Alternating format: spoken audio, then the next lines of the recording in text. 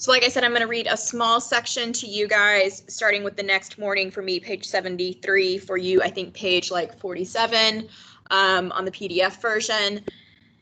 After I'm done reading, you can ask me questions about the intro paragraph. We can do it in a private room or we can do it in the main chat, and just to make sure that you're on the right track. Okay. The next morning, instead of sleeping late the way she usually did, Mom got up with us kids and walked over to the Battle Mountain Intermediate School, which was across the street from Mary S. Black Elementary School. She applied for a job and was hired right away since she had a degree and there were never enough teachers in Battle Mountain. The few teachers the town did have were not exactly the pick of the litter, as Dad liked to say, and despite the shortage, one would get fired from time to time. A couple of weeks earlier, Miss Page had gotten the axe when the principal caught her toting a loaded rifle down the school hall. Miss Page said all she wanted to do was to motivate her students to do their homework. Lori's teacher had stopped showing up around the same time Miss Page was fired, so Mom was assigned to teach Lori's class. Her students really liked her. She had the same philosophy about educating children that she had about rearing them. She thought rules and discipline held people back and felt that the best way to let children fulfill their potential was providing freedom. She didn't care if her students were late or didn't do their homework. If they wanted to act out, that was fine with her as long as they didn't hurt anyone else. Mom was all the time hugging her students and letting them know how wonderful and special she thought they were. She'd tell the Mexican kids never to let anyone say they weren't as good as the white kids. She'd tell the Navajo and Apache kids they should be proud of their noble Indian heritage. Students who were considered problem kids or mentally slow started doing well. Some followed Mom around like stray dogs. Even though her students liked her, Mom hated teaching. She had to leave Maureen, who was not yet 2, with a woman whose drug dealer husband was serving time in the state prison. But what really bothered Mom was that her mother had been a teacher and had pushed Mom into getting a teaching degree so she would have a job to fall back on just in case her dreams of becoming an artist didn't pan out. Mom felt Grandma Smith had lacked faith in her artistic talent, and by becoming a teacher now, she was acknowledging that her mother had been right all along. At night, she sulked and muttered under her breath. In the morning, she slept late and pretended to be sick. It was up to Lori, Brian, and me to get her out of bed and to see that she was dressed and at school on time. I'm a grown woman now, Mom said almost every morning. Why can't I do what I want to do? Teaching is rewarding and fun, Lori said. You'll grow to like it. Part of the problem was that the other teachers and the principal, Miss Beatty, thought Mom was a terrible teacher. They'd stick their heads into her classroom and see the students playing tag and throwing erasers while Mom was up front spinning like a top and letting pieces of chalk fly from her hands to demonstrate centrifugal force. Miss Beatty, who wore glasses on a chain around her neck and had her hair done at the beauty parlor over in Winnemucca every week, told Mom she needed to discipline her students. Miss Beatty also told Mom to submit weekly lesson plans, keep her classroom tidy, and grade their homework promptly. But Mom was always getting confused and filling in the wrong dates on the lesson plans or losing the homework. Miss Beatty threatened to fire Mom, so Lori, Brian, and I started helping Mom with her schoolwork. I'd go to her classroom after school and clean her chalkboard, dust her erasers, and pick up all the paper off the floor. At night, Lori, Brian, and I went over her students' homework and tests. Mom let us grade papers that had multiple choice, true, false, and fill-in-the-blank answers. Just about everything except essay questions, which she thought she had to evaluate because they could be answered correctly in all sorts of different ways.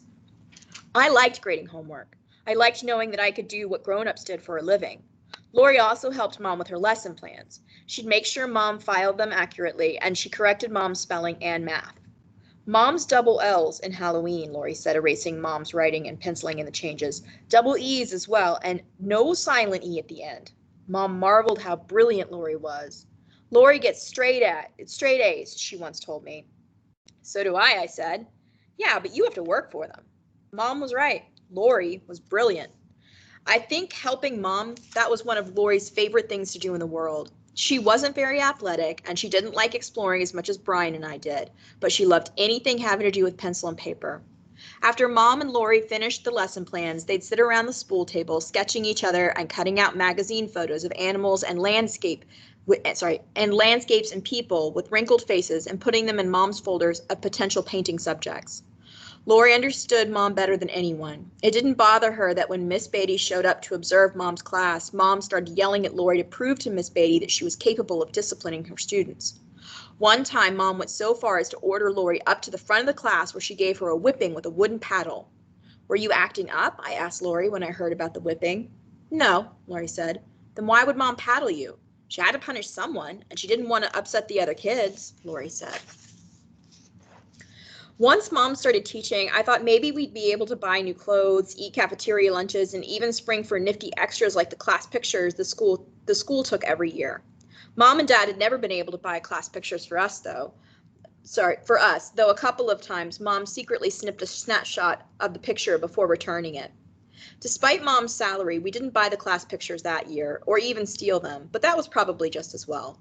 Mom had read somewhere that mayonnaise was good for your hair, and the morning of the photographer was coming to school, she slathered a few spoonfuls on mine. She didn't realize you were supposed to wash out the mayonnaise, and the picture that year, I was peering out from under one stiff shingle of hair. Still, things did improve.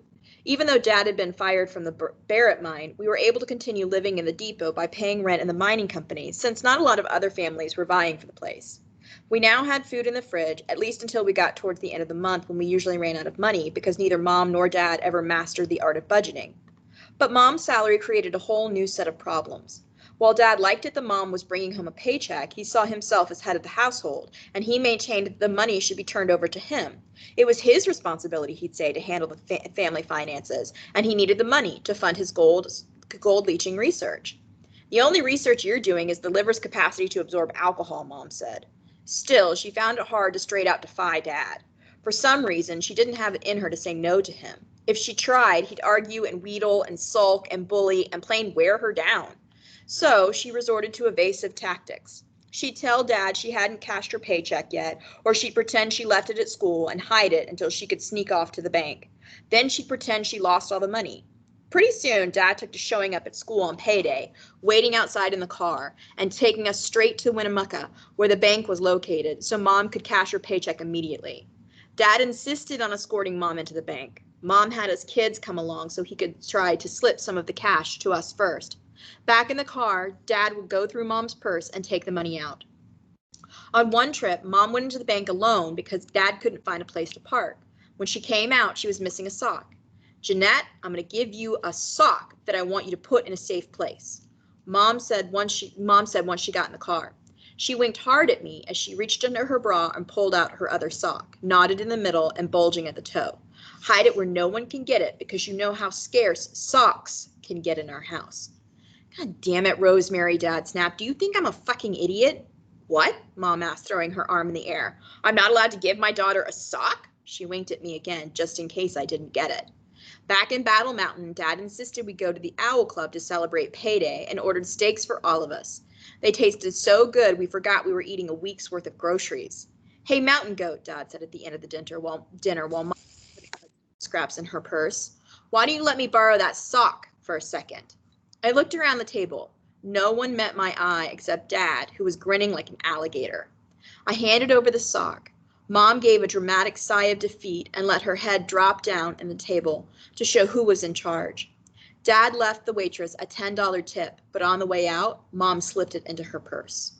Soon, we were out of money again. When Dad dropped Brian and me off at school, he noticed that we weren't carrying lunch bags. Where are your lunches? Dad asked. We looked at each other and shrugged. There's no food in the house, Brian said. When Dad heard that, he acted outraged, as though he'd learned for the first time that his children were going hungry. Damn it, that Rosemary keeps spending money on her art supplies, he muttered, pretending to be talking to himself. Then he declared more loudly, no child of mine has to go hungry. After he dropped us off, he called after us. Don't you kids worry about a thing.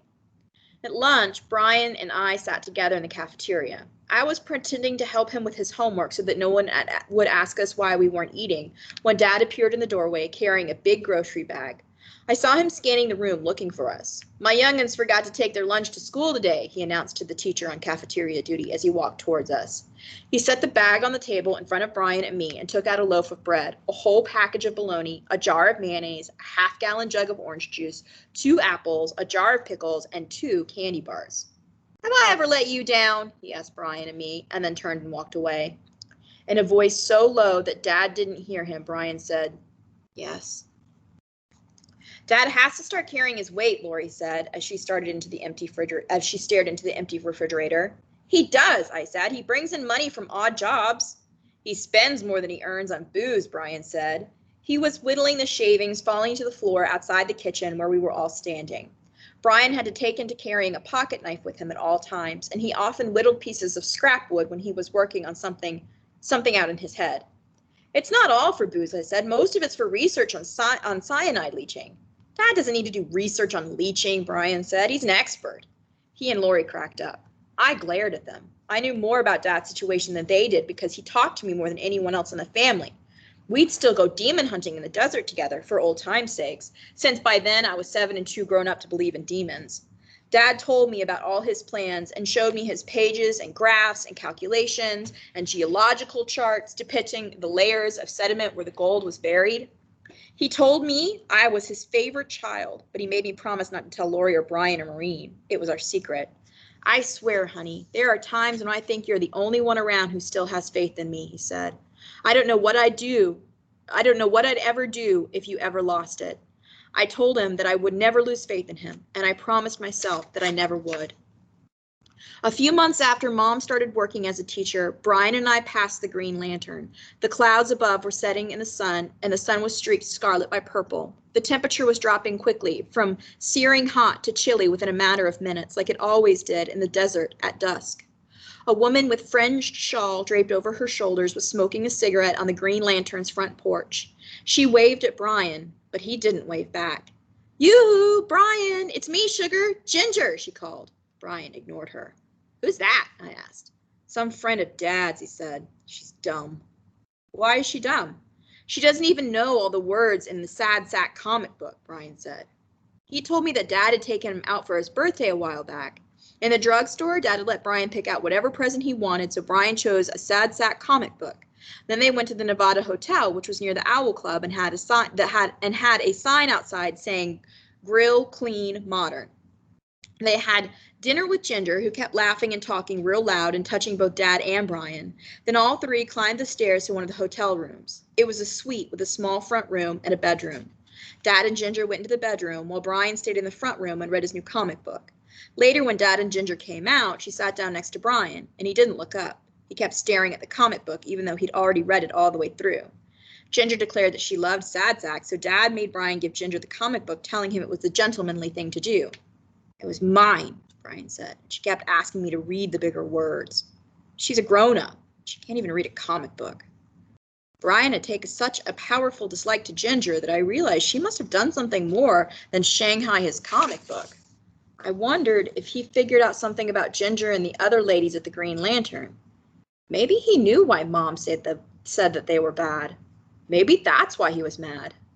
"Did you learn what they do inside the Green Lantern?" I asked. Brian stared off ahead.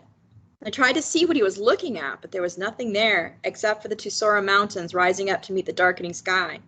And then he shook his head. "She makes a lot of money," he said, "and she should buy her own darn comic book." All right, so I'm going to stop there. Hang on, let me stop the recording.